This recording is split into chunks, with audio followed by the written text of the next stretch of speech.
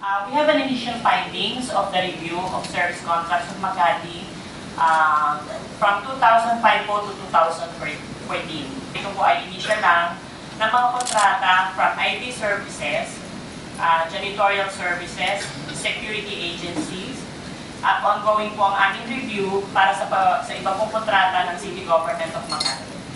Sa IT services po natin, mapapansin po natin, ang total cost po niya is 926,443,800 po. Sa janitorial services po naman namin na 2.3 billion over from 2005 to 2014.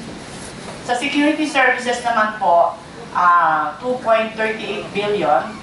5 billion po ang total, 5.6 billion po to be exact.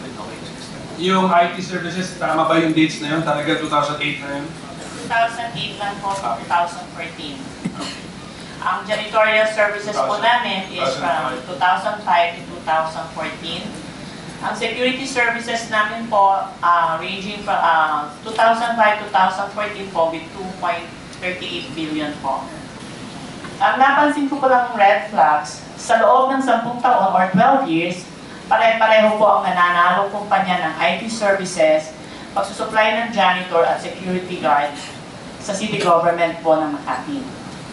Umaabot hanggang 92% ng mga kontrata ay napupunta sa isa o dalawang kumpanya naman.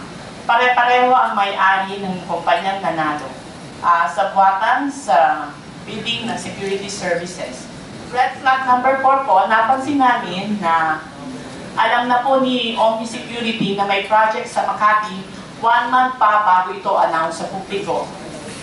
Nabigyan ng unang informasyon sa prospective bidder halos isang buwan bago pa ang publication ng isang bid. Hanggang ngayon po, patuloy po kami nagre-review lahat ng kontrata para maiwasan po yung mga ganong kolusyon. Sa amin all, grand total po na nakuha dyan for 10 years is 648 for the janitorial, 612 for the security, totaling to 1.26 billion. Okay. Yan yung sa dalawa. Tapos yung kanina nga, doon sa IT na 700 plus million, so aabot siya ng 2 billion pesos doon sa period na yan. Dito sa 5 billion peso contracts lahat, 2 billion dito easily napunta dito sa pamilya ng mga Binay or the Vice President in particular.